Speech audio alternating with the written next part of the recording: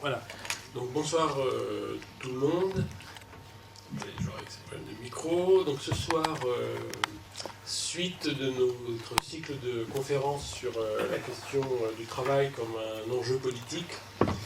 J'ai la 4e conférence que l'on consacre à ce thème. La première fois, on a eu une conférence introductive et puis on avait accueilli Sandrine Rousseau et Jacques Archambault pour Europe Écologie et les Verts. La dernière fois, on a accueilli des responsables de la CFDT, M. Piguiro et M. Forest. Et cette fois-ci, on a la joie d'accueillir Martine Billard, qui est vice-présidente du Parti de gauche et qui fait partie du Front de gauche. Voilà, que la gentillesse de venir dans ce moment extrêmement tendu, maintenant, extrêmement sollicitant de la campagne. Alors, l'idée de cette conférence, pour nous, c'était de continuer à prolonger nos réflexions sur la question de la centralité du travail et la manière dont cette centralité du travail est peut être prise par un certain nombre d'acteurs, de professionnels, etc. Et l'idée de ces conférences, de ce cycle, c'était de profiter de ce moment de campagne pour interroger les responsables des partis politiques, des responsables syndicaux, pour voir la manière dont eux-mêmes appréhendaient cette question du travail, en sachant que aujourd'hui, on sait tous, il y a un certain nombre de transformations du travail qui font que travailler, c'est pas si simple que ça, un certain nombre d'émergences, de difficultés, de ressentis, de thématiques qui deviennent assez prégnantes, comme les risques psychosociaux, l'éthique d'évaluation qui sont posées dans une configuration où d'un côté, on a une dynamique qui fait que la question de l'emploi, d'une certaine manière, surdétermine assez largement les questions du travail.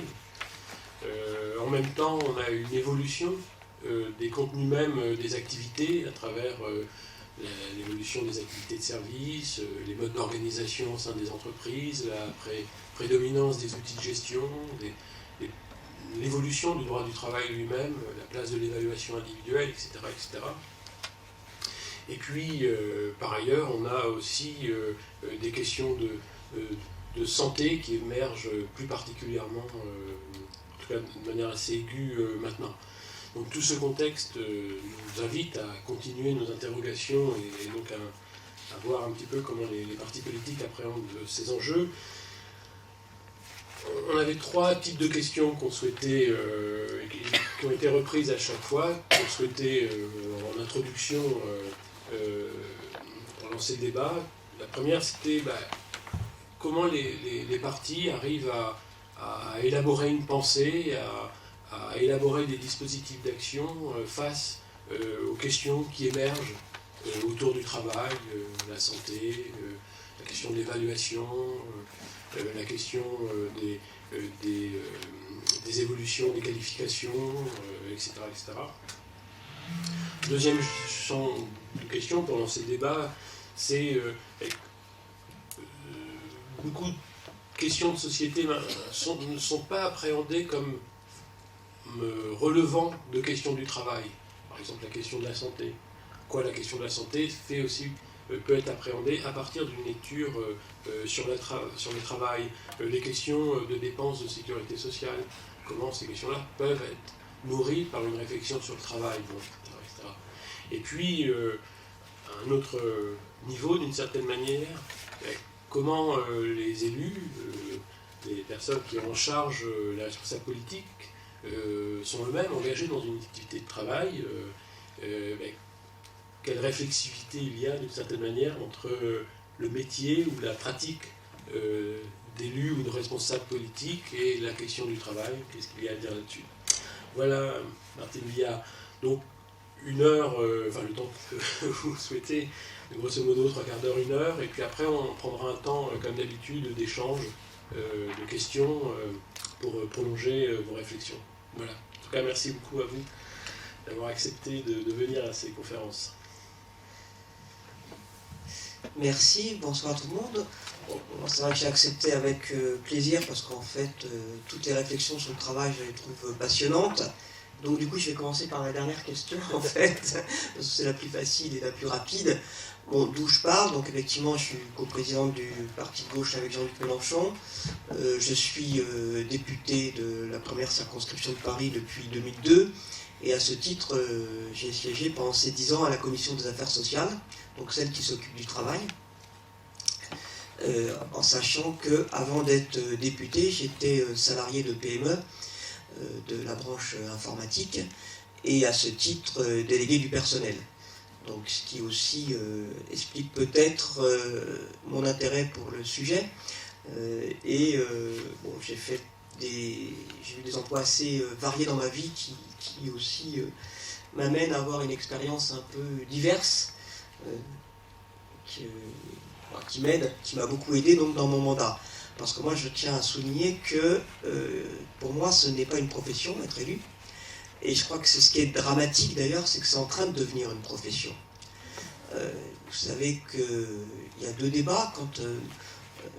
Quand on discute sur le cumul de mandats, beaucoup nous disent que c'est important par exemple d'être député-maire pour garder un pied dans les préoccupations locales et dans les besoins des populations. Mais ce qui est bizarre, c'est qu'on pose cette question de ce point de vue, mais on ne se pose jamais la question de comment les élus peuvent garder un pied avec le quotidien finalement de nos concitoyens, lequel quotidien étant quand même massivement ou le travail ou le chômage, mais que ce soit l'un ou l'autre, c'est la relation en tous les cas à l'emploi. Donc déjà ça interpelle, et puis en tant que député, ce qu'on vit finalement, on se rend compte que quand vous avez un texte sur la santé, vous avez tous les députés médecins qui se mobilisent.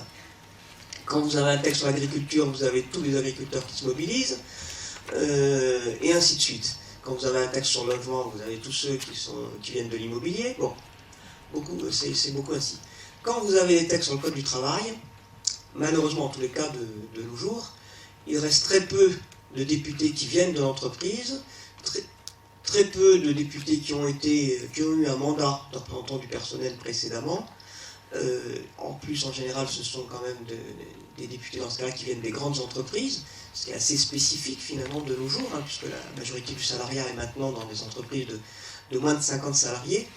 Et moi, je maintiens que c'est une perte, en tous les cas, de la richesse de la représentation démocratique, parce que, de fait, il y a une grande incompréhension, souvent, justement, des questions du travail, et pas seulement des questions de l'emploi, des questions du travail par les députés, parce que, finalement, il y a de plus en plus soit des permanents politiques sous différentes formes, soit des fonctionnaires, ce qui est une relation au travail, mais qui est quand même spécifique, soit beaucoup de professions libérales. En gros, c'est plutôt les fonctionnaires à gauche, les professions libérales à droite, même si c'est un peu caricatural, dit comme ça, et ce qui est aussi un rapport au travail qui est très spécifique. Donc c'est pour ça que moi je regrette qu'il n'y ait pas, quelles que soient les forces politiques, y compris celle dans laquelle je suis, qu'il n'y ait pas plus de nos jours de syndicalistes ou d'inspecteurs du travail qui soient élus parlementaires. Je pense que ça apporterait beaucoup de richesse à la réflexion sur le travail et en conséquence sur les lois nécessaires.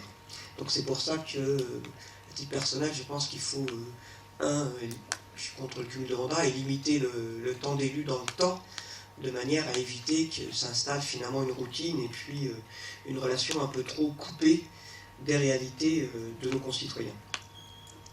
Alors si je viens plus globalement sur le travail, c'est vrai que quand on a une discussion sur le travail, c'est faire la différence entre travail et emploi. Bon, qu'est-ce que le travail? Est-ce que c'est l'activité salariée? Bon. Est-ce que c'est une activité économique? Parce qu'après tout, les professions libérales, c'est une activité économique qui permet d'avoir un revenu à la fin du mois, mais qui ne dépend pas, encore que ça peut arriver, mais qui ne dépend pas majoritairement donc, d'une relation de subordination à un employeur. Et finalement, un peu avec la question de la relation actif-inactif, actif pouvant être actif dans l'emploi ou dans toute autre activité finalement, Inactif pourrait être inactif volontaire, ou inactif retraité, ou inactif involontaire, ce qui est le cas des demandeurs d'emploi. C'est vrai que pendant très longtemps, le travail finalement était une activité bien séparée dans la vie. C'est-à-dire que c'était séparé dans le temps. Vous travailliez, vous étiez d'abord avant le travail, ensuite l'époque du travail, ensuite la retraite. Et c'était séparé même au cours de l'activité de salarié, puisque comme on disait d'ailleurs, on faisait sa journée de travail. Et ensuite, une fois sa journée de travail terminée, on passait à autre chose. Bon, sauf pour les femmes, avec le problème de la double journée de travail, mais ce n'était pas du travail considéré comme du travail au sens travail salarié. C'est vrai qu'aujourd'hui, on a affaire à deux phénomènes, même trois phénomènes. Le premier phénomène, c'est le chômage de masse, qui dure depuis des décennies maintenant, et qui du coup interpelle sur la place du travail dans la société. Deuxièmement, c'est l'envahissement de la sphère privée par la sphère du travail, lié aux nouveaux outils de communication que sont le téléphone portable, que sont Internet avec les ordinateurs portables et ainsi de suite, qui font que la coupure entre travail pour une entreprise et sphère privée chez soi est de plus en plus floue, et même au point d'ailleurs d'une manière assez caricaturale que par exemple, y compris lorsque vous vous retrouvez en arrêt maladie, de nos jours, et dans la loi, du point de vue de la sécurité sociale, de l'assurance maladie en tous les cas, quand vous êtes en arrêt maladie, vous ne devez pas travailler. Si vous travaillez, on vous suspend vos allocations, vos indemnités journalières.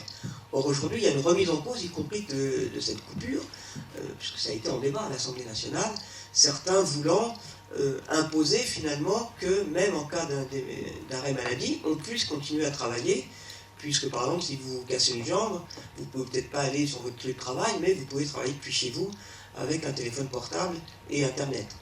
C'est assez significatif donc de cette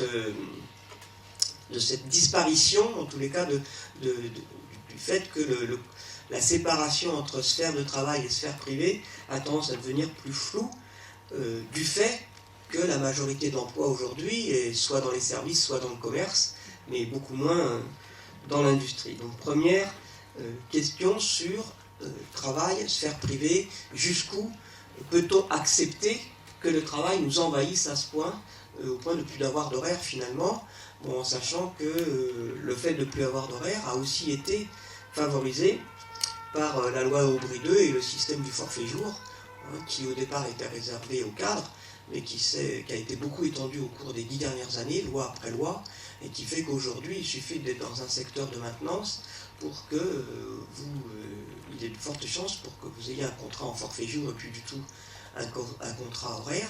Et donc à partir de ce moment-là, il n'y a plus tellement d'horaire, puisque la seule contrainte étant d'avoir 11 heures de repos entre 2 journées de travail, tout le reste pouvant être donc affecté au travail, ce qui participe de l'envahissement de la sphère privée par la sphère du travail.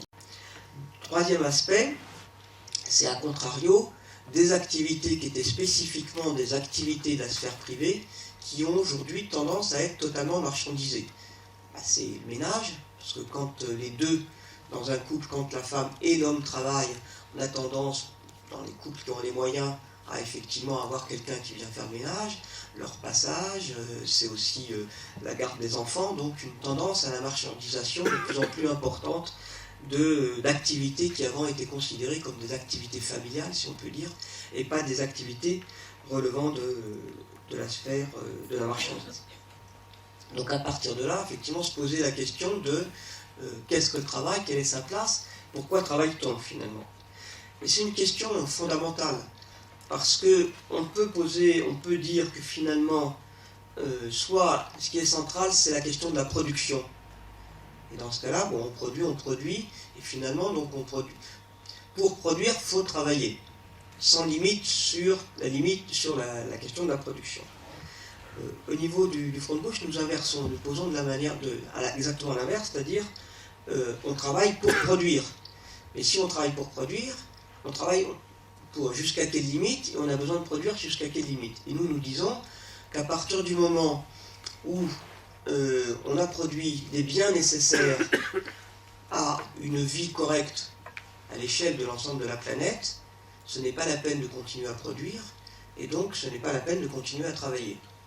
Ce qui veut dire que pour nous, globalement, la masse de travail doit dépendre de la masse de biens ou d'activités nécessaires à une vie qui soit une vie correcte, mais sans tomber dans le gaspillage, dans l'hyperconsommation, tel qu'on veut, tel que finalement ce système le génère, notamment par toute la société de consommation, la publicité qui vise donc à nous faire consommer toujours plus sans se préoccuper de pourquoi cette consommation.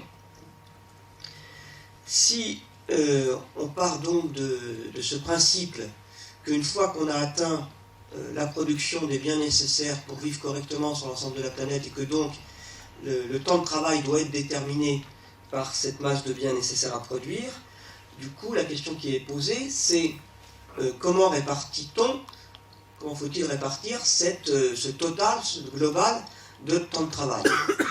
Dans les faits aujourd'hui, ce total est réparti entre des personnes qui travaillent beaucoup au point de se rendre malade au travail, bon, mais à l'inverse, des personnes qui sont exclues du travail. C'est un mode de répartition du temps de travail. C'est le mode actuel du système donc, qui répartit le temps de travail entre donc, des personnes qui vont travailler beaucoup, des salariés qui vont beaucoup travailler, et d'autres qui au contraire vont être au chômage. Nous sommes pour la répartition du temps de travail entre tous. C'est-à-dire que nous préférons que tout le monde ait un travail, et travaille moins s'il y a besoin de moins travailler pour produire ce qui est nécessaire, plutôt que d'avoir une fraction de la population qui, elle, travaille trop, pendant que d'autres, au contraire, ne travaillent pas assez.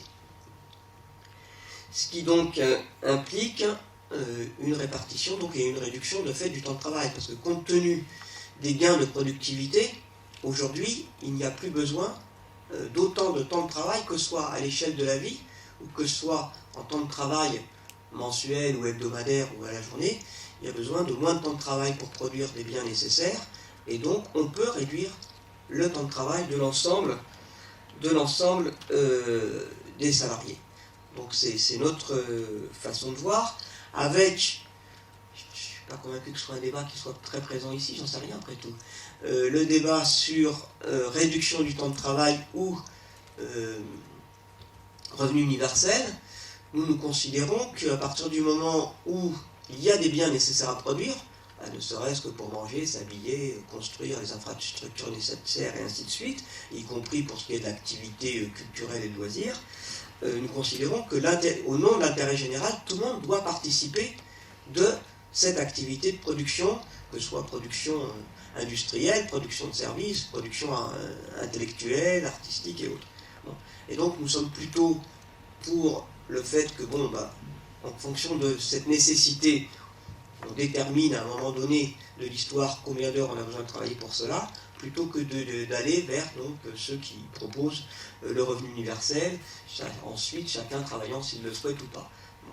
Donc ça, je précise, même si c'est peut-être pas un débat. Bon. À partir de cette réduction du temps de travail, cette réduction du temps de travail, elle peut porter sur la vie, comme elle peut porter donc sur le mois, sur la semaine. Sur la vie, nous considérons qu'aujourd'hui, le débat qui a été porté, notamment dans la loi sur la retraite, sur le fait que puisqu'on vit plus longtemps, il faut travailler plus longtemps, est un débat absurde.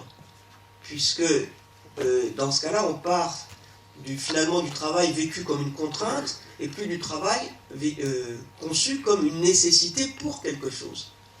Si on part, donc, comme je disais tout à l'heure, de la nécessité de produire de ce dont on a besoin, la question ne se pose pas de savoir s'il faut travailler plus parce qu'on vit plus longtemps. Ça n'a aucun sens de le poser comme ça. La question donc est le temps global de travail nécessaire. Et par ailleurs, quand on regarde aujourd'hui ce qui se passe, bon, c'est vrai qu'on vit plus longtemps, c'est peut-être aussi parce qu'on travaille moins longtemps et moins durement que les générations précédentes. Et ce qui se passe en Allemagne aujourd'hui, puisqu'on cite très souvent l'Allemagne comme exemple, avec le report de l'âge de la retraite et le fait qu'il y ait une baisse de l'espérance de vie, peut montrer que justement c'est bien parce qu'on travaille moins longtemps de nos jours qu'on vit plus longtemps en bonne santé notamment, parce qu'il ne suffit pas non plus de vivre plus longtemps, il faut quand même vivre plus longtemps en bonne santé, sinon c'est un intérêt qui est quand même plus réduit. Donc, ce qui explique pourquoi nous maintenons la retraite à 60 ans, parce que nous considérons qu'il est possible d'avoir la masse de travail nécessaire sans avoir besoin de travailler au-delà. Ce qui nous amène aussi donc, par exemple, à refuser le travail du dimanche. Parce que, en dehors d'activités strictement nécessaires à la société, qui par exemple la santé, on ne va pas fermer les hôpitaux le dimanche, effectivement, ce qui est un certain volume de possibilités de transport, de possibilités de loisirs, nous sommes contre étendre le travail du dimanche à tout et n'importe quoi, si on peut dire, si vous me passez l'expression, parce qu'il n'y a aucune raison d'être amené à avoir accès à tout moment de la vie. Parce qu'aujourd'hui, la bataille qui a lieu sur le travail du dimanche en France, il y a d'autres pays, que ce soit les États-Unis, mais c'est en train aussi de se passer en Espagne, où on nous explique qu'il faut aussi travailler 7 jours sur 7, 24 heures sur 24. Donc nous, ce n'est pas notre conception de la vie, puisque nous considérons donc que ça ne sert à rien de travailler pour travailler, mais qu'on travaille bien dans un objectif précis. Ça nous amène aussi donc à ce que j'ai dit de fait, quoi, en dehors du refus du travail du dimanche généralisé, à refuser donc l'extension aussi des horaires des ouvertures de nuit. On peut très bien faire ses courses à un autre moment que la nuit ou que le dimanche. Alors, quand certains nous disent « Oui, mais comme je travaille le samedi, je suis obligé d'aller faire mes courses le dimanche. » Oui, mais justement, nous, comme nous sommes pour réduire ces obligations, ces contraintes de travail, que ce soit le soir, le samedi ou le dimanche, donc s'il y a moins de gens qui ont ces contraintes, de fait, c'est pas la peine du coup d'ouvrir les commerces et les services à ce moment-là. Si tout le monde revient aux 35 heures sur la semaine, il y a, une fois qu'on a fini son horaire de travail, il y a le temps pour faire les démarches administratives, pour aller à la bibliothèque, pour faire ses courses, à un autre moment que donc, le samedi ou le dimanche, sans oublier que l'accès, pour certains, de toutes les activités samedi et dimanche, se fait au détriment de ceux qui, eux, sont obligés de travailler, et comme par hasard, ce sont ceux qui ont les plus petits revenus qui sont amenés à être obligés de travailler. Donc voilà un peu donc, cette philosophie de la place du travail qui pour nous est centrale pour expliquer donc comment on aborde ensuite, donc, par exemple, le temps de travail comme je viens de le dire. Deuxième grande question aujourd'hui sur le travail, ce sont le style d'organisation du travail depuis quelques décennies maintenant. Donc c'est avec l'arrivée de la production à flux tendu, l'obligation du coup de répondre en termes de temps de travail.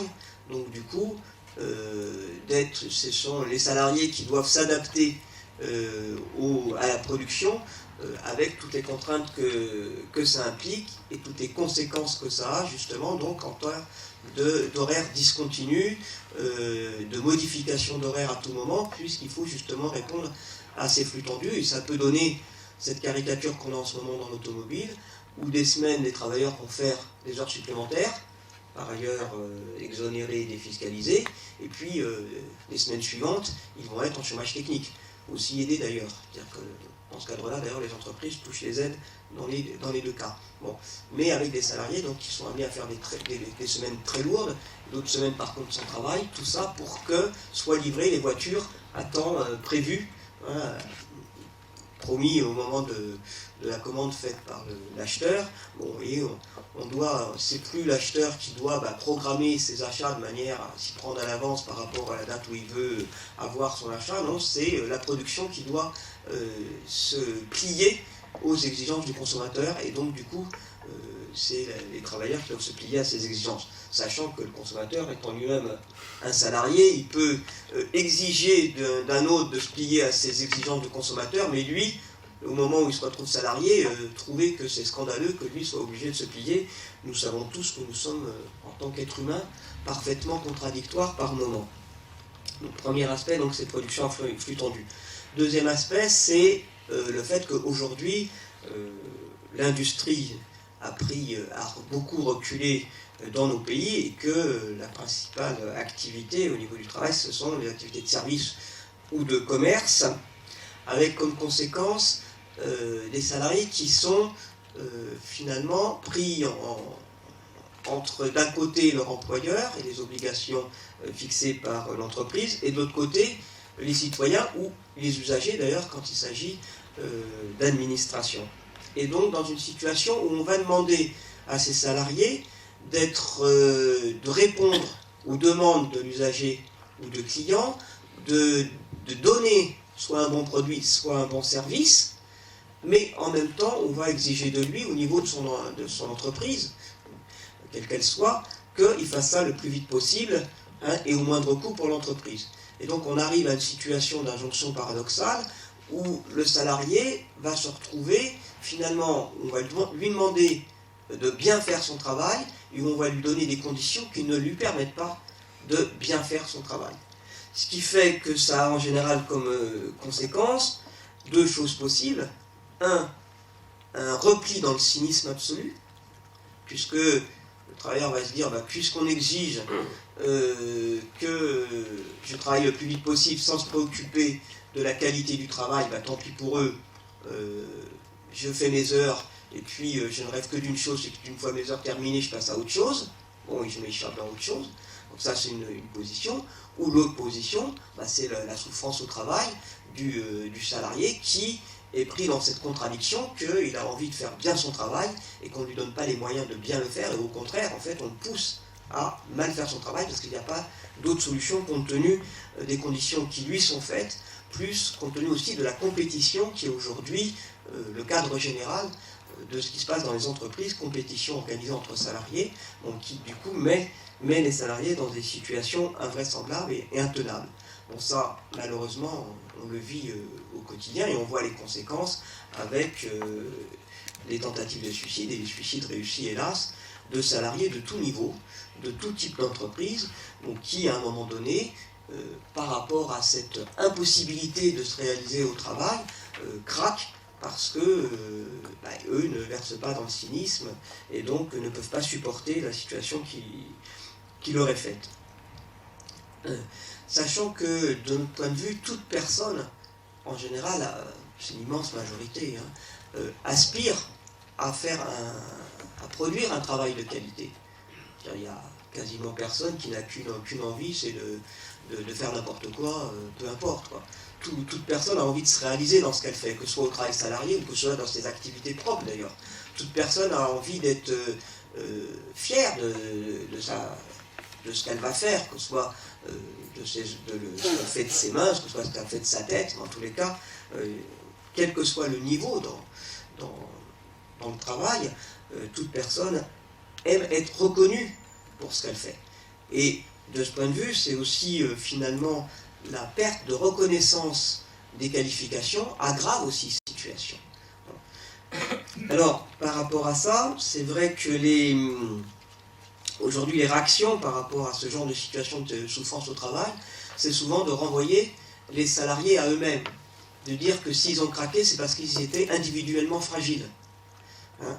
Et du coup, les salariés eux-mêmes se mettent dans des situations où ils se retournent contre eux-mêmes finalement. Ils n'osent pas en parler avec leurs collègues et ils se dévalorisent. Malheureusement, des fois, il y a une hiérarchie qui va aussi les dévaloriser quand il n'y a pas des situations de harcèlement, parce qu'il y a une volonté de l'entreprise de réduire les effectifs et qui, du coup, va utiliser aussi cette méthode de management pour pousser les plus fragiles dehors. Bon. Et donc, il n'y a pas de réponse dans le cadre de cette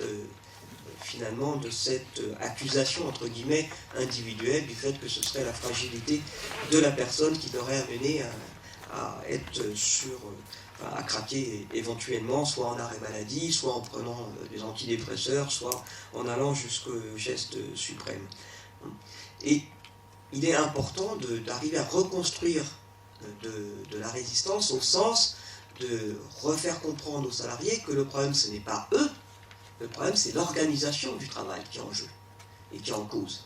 Et que c'est en remettant en cause l'organisation du travail telle qu'elle est aujourd'hui, avec une intensification du travail très forte, avec une individualisation du travail très forte, qu'on pourra redonner un cadre possible d'épanouissement au travail. Dès qu'on est uniquement sur la question individuelle, sur le poste de travail individuel, en sachant qu'en accusant le travailleur de ne pas être capable de s'adapter, on ne peut que maintenir, prolonger cette souffrance, et y compris l'aggraver. Deuxième point par rapport donc, à ces questions de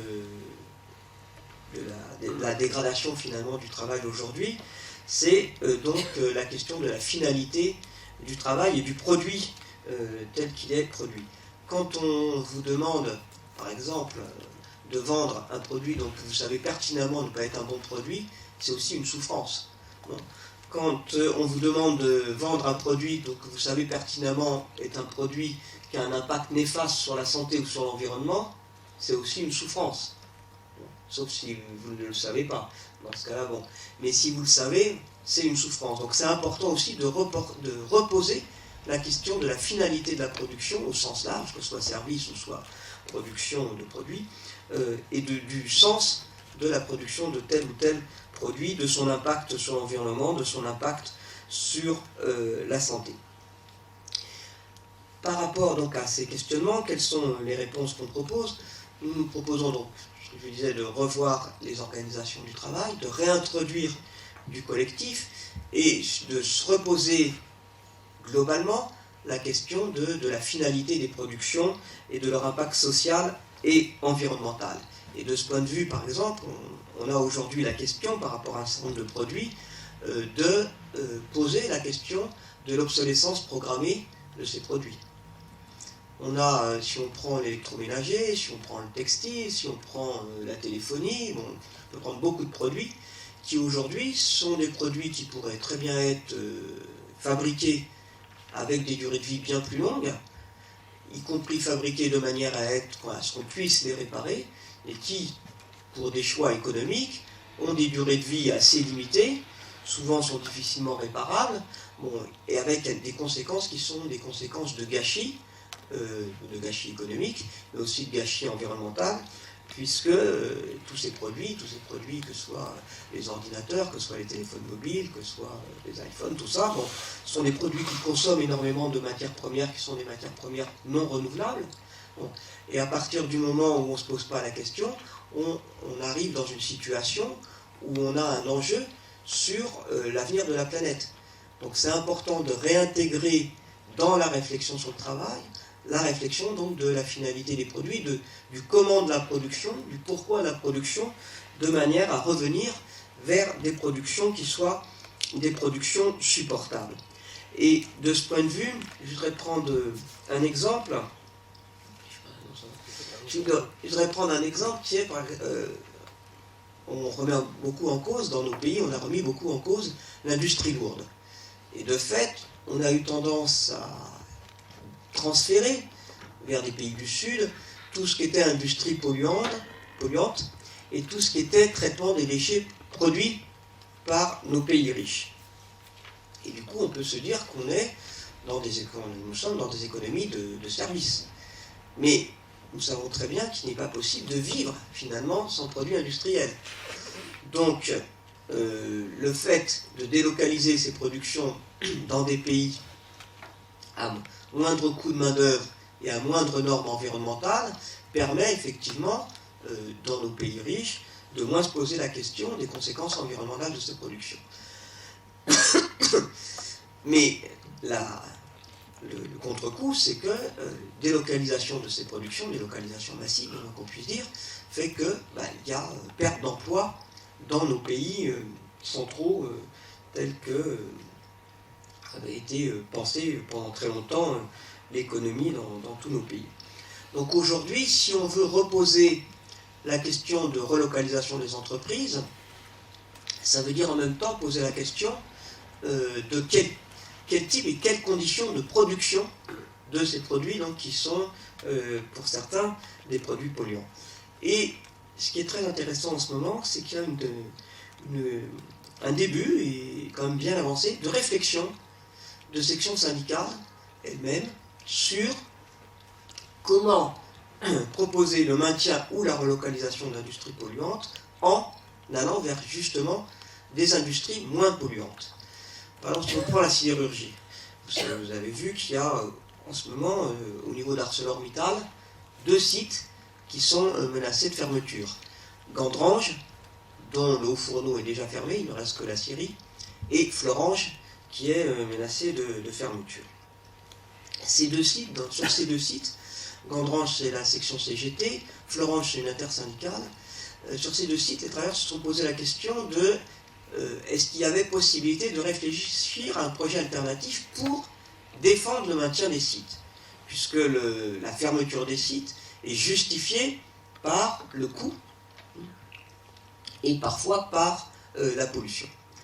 Et par exemple, si on prend Gandrange, la CGT de Gandrange a produit un projet alternatif qui, à la fois, pose la question des économies d'énergie, donc question centrale de nos jours dans nos sociétés, pose la question de récupération des gaz à effet de serre, en l'occurrence du CO2, et de la réutilisation d'ailleurs du CO2 en énergie. Donc il gagne à la fois sur les économies d'énergie et sur la lutte contre les émissions de gaz à effet de serre et donc contre le réchauffement climatique. Et sur l'utilisation de la ferraille, produite assez massivement en France justement par le démantèlement des usines, ferraille qui à l'heure actuelle est exportée vers la Chine, et alors qu'en France, pour faire tourner l'acierie, on importe du minerai brut. Donc avec cette question, c'est que tout simplement, le minerai de fer, il n'est pas... il y a pas mal de réserves, mais enfin, c'est pas non plus... c'est pas renouvelable, à l'échelle humaine, disons. Et donc, leur projet vise à intégrer complètement cette dimension de l'écologie dans le projet de maintien et de redéveloppement, finalement, d'un site totalement intégré, qui est à la fois le Haut-Fourneau et l'acierie. De la même manière, à Florence, c'est aussi un projet tourné autour des économies d'énergie et de la récupération des gaz à effet de serre. Donc on voit que ce qui est passionnant, c'est la prise en charge par les travailleurs eux-mêmes, ouvriers, techniciens, ingénieurs, c'est l'ensemble, de réfléchir justement sur la manière de produire et sur quel type de produit aujourd'hui fabriquer. Je vous donnerai deux autres exemples pour montrer que c'est... Parce que, je trouve que c'est justement une réflexion passionnante en ce moment, parce que c'est évidemment ces réflexions ont comme conséquence de maintenir de l'emploi. Troisième exemple, c'est une entreprise qui s'appelle Emreal, qui était une entreprise intégrée, la dernière entreprise intégrée en France qui existait, qui partait de la production de pâte à papier jusqu'à la production de ramettes de papier. Bon, vous savez qu'avec le développement de l'informatique, on nous avait dit qu'on utiliserait beaucoup moins de papier. La réalité, c'est qu'on a plutôt tendance à en utiliser plus. Bon. Et donc, pareil, le syndicat de cette entreprise a produit une réflexion de manière à reprendre la production de pâte à papier à partir de déchets de bois ou de récupération de papier qui, lui, est récupéré au travers du tri sélectif, pour le recycler donc et refaire de la pâte à papier pour du papier recyclé, en lien avec une usine qui est sur la même zone qui s'appelle Petroplus, qui est une raffinerie, vous savez, qui est en difficulté, et qui permettrait de récupérer justement au niveau de l'énergie ce qui est produit par la raffinerie pour utiliser en énergie pour l'usine Emreal. Donc vous voyez, des réflexions qui sont vraiment intéressantes du point de vue de comment maintenir de l'emploi tout en intégrant la dimension environnementale. Je vais vous donner un dernier exemple qui va encore plus loin, qui est l'exemple de Fralib. Fralib, c'est une usine qui est à Gémenos, près de Marseille, qui produit le thé d'éléphant depuis le 19e siècle, qui appartient à Unilever. Unilever a décidé de fermer cette usine, et donc pareil, l'intersyndicale a réfléchi à un projet qui pouvait être un projet vivable, et qui consiste à faire des infusions. Ce qu'il faut savoir, c'est qu'à l'heure actuelle, les infusions de thé d'éléphant ne sont plus faites avec des produits naturels, mais avec des produits chimiques. Et donc, quand vous buvez des infusions de thé d'éléphant, vous prenez pas mal de chimie au passage. Alors qu'avant, c'était fait à partir de plantes. Et donc, les travailleurs de Fralib se sont dit, on va retrouver finalement ce qu'était la réalité de ce qui était fait précédemment. Et avec de jeunes agriculteurs, ils ont travaillé sur un projet, de réinstallation de jeunes agriculteurs sur la zone autour de Gémenos, qui produirait donc des plantes en mode d'agriculteur bio, et qui donc l'entreprise Fralib achèterait pour faire des infusions. Donc à la fois, vous voyez, un projet totalement intégré, ouvrier et agricole, de manière à créer de l'emploi, qui soit à la fois de l'emploi agricole et de l'emploi industriel, tout en intégrant totalement donc cette dimension environnementale et cette dimension de circuit court tels que aujourd'hui il y a nécessité de développer pour effectivement, entre autres, lutter contre le réchauffement climatique. Donc, je crois qu'aujourd'hui, il y a vraiment une réflexion sur le travail à avoir qui doit prendre en compte ces nouvelles dimensions, ces dimensions de nécessité et même d'obligation, si on peut dire. Mais nécessité, ça paraît moins contraignant, de nécessité environnementale et de démontrer que c'est possible et que c'est possible de manière positive, justement. Ce n'est pas une contrainte, c'est possible de manière positive. Et de fait, toutes ces réflexions sur la modification des process de production, intégrant ces contraintes environnementales, sont positives à la fois pour notre pays, mais sont positives pour l'ensemble des pays de la planète. Parce que toute avancée sur ces recherches, en termes de process de production, peuvent être évidemment répercutées dans l'ensemble des pays pour améliorer, disons, les process de production et donc les prises en compte des contraintes environnementales, ce qui permet du coup de lutter contre le dumping environnemental qui existe maintenant à côté du dumping social et du dumping fiscal.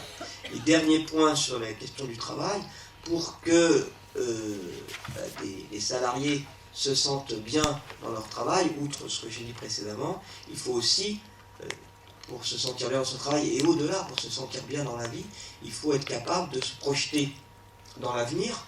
Et pour pouvoir se projeter dans l'avenir, il faut avoir une certaine stabilité dans son travail. Quand on est dans des situations de précarité telles qu'aujourd'hui les vivent notamment les jeunes, les femmes beaucoup, ou maintenant les salariés plus de 50 ans, parce que c'est aussi la nouveauté, il est bien évidemment beaucoup plus difficile de se projeter dans l'avenir, de construire des projets de vie, des projets de famille. Bon, si vous ne savez pas si vous aurez encore un contrat le lendemain ou le surlendemain. Aujourd'hui, la majorité des embauches se fait en contrat précaire, et y compris en CDD inférieur à une semaine. Quand on regarde les derniers chiffres du chômage publiés, on se rend compte qu'il y a une explosion des CDD de moins d'une semaine. Or, aucune personne ne peut arriver à se construire dans le long terme, même dans le moyen terme, sans aller jusqu'au long terme, dans de telles conditions. Vous ne savez pas ce que vous aurez comme revenu dans les semaines qui suivent, vous ne savez pas comment vous allez pouvoir vous loger, puisque par ailleurs, les conditions pour arriver à accéder à un logement se sont beaucoup durcies, les exigences se sont beaucoup durcies. Donc vous êtes dans une société qui, du coup, est une société qui est forcément une société instable, inquiète, puisqu'à aucun moment vous n'avez donc cette stabilité fournie par un emploi stable et un emploi dont vous savez quelle est la rémunération constante, de manière à pouvoir construire votre projet de vie. Donc ça, c'est pour ça que pour nous, nous avons fait aussi de la lutte, ce qu'on a appelé le précariat, un point fondamental. Parce que quand on part de ceux qui sont dans les situations les plus défavorables et qu'on améliore ça, on améliore finalement pour tout le monde. Et donc c'est pour ça que nous tenons à réaffirmer la primauté du CDI, du contrat à durée indéterminée à temps plein, parce que c'est ce qui permet effectivement donc de construire sa vie. Et donc c'est pour ça que nous proposons donc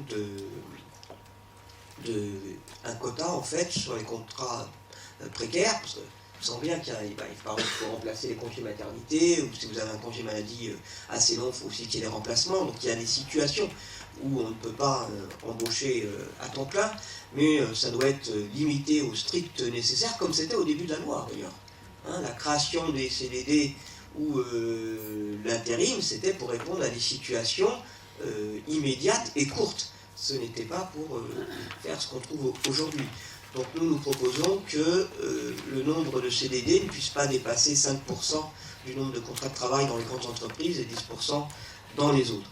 Et nous sommes pour maintenir et renforcer les protections des salariés, ce qui veut dire que, par exemple, nous sommes pour le retour à la hiérarchie des normes telle qu'elle existait précédemment, c'est-à-dire que la base c'est la loi pour tous, et ensuite les autres niveaux ne peuvent être que des niveaux d'amélioration, que ce soit les accords interprofessionnels, que ce soit les accords de branche, que ce soit les accords d'entreprise, donc ce qui était la hiérarchie des normes précédente, qui a été cassée donc, sous ce gouvernement sortant, puisque dorénavant, vous pouvez avoir des accords d'entreprise moins favorables que les accords de branche ou que les accords interprofessionnels. Jusqu'ici, nous en sommes là, c'est-à-dire qu'il y a la loi et, au pire, les accords d'entreprise, en sachant que finalement, dans la loi, il y a assez peu de choses, quand on regarde. Souvent, les Français, par exemple, croient que les jours fériés sont dans la loi. Pas du tout, dans la loi, il y a le 1er mai, c'est tout. Tout le reste, c'est dans les conventions collectives. Bon, et en fait, le Code du travail renvoie beaucoup aux conventions collectives et à la réglementation. Et donc, si on accepte que dorénavant, on sorte de la loi le SMIC, le temps de travail et les conditions de travail, ça veut dire qu'on rentre dans un dumping social entreprise contre entreprise, qui à la fois, évidemment, sera défavorable aux salariés, compte tenu de la situation actuelle, mais même on va entraîner un dumping entre entreprises, et sera défavorable aux petites entreprises.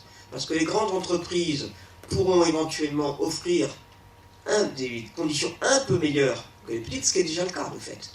Mais aujourd'hui, de par le système de loi et de hiérarchie des normes, même cassé, ce qui se passait, c'est que lorsque les grandes entreprises obtenaient des avancées, ces avancées finissaient par être répercutées sur l'ensemble des salariés grâce aux accords de branche ou aux accords interentreprises, et des fois, finissaient aussi, y compris par être inscrits dans la loi. À partir du moment où on casse cette possibilité, on sait que, de fait, on va vers une dégradation des conditions de salariés, que ce soit les conditions de travail, du salaire, de l'emploi, et ainsi de suite. Et c'est pour ça que nous sommes donc, je disais, outre le retour à la hiérarchie des normes, nous sommes pour la supériorité de la loi sur le contrat, sachant donc que tout contrat ne pourrait être que meilleur que la loi et pas inférieur, et nous sommes pour le maintien absolument du Code du travail. Vous savez qu'il y a une exigence du MEDEF qui serait d'en finir avec le Code du travail pour finalement faire relever les relations du travail du Code civil. Bon. Nous sommes tout à fait opposés à cela, puisqu'il y a de fait une relation de dépendance au sein d'une entreprise, et donc si on va vers un contrat individuel relevant du Code civil, bien évidemment, les salariés auront assez peu de possibilités pour se défendre par rapport à des exigences à un moment donné de l'entreprise. Donc voilà un peu le corps des propositions pour nous, c'est-à-dire donc le maintien donc, du travail comme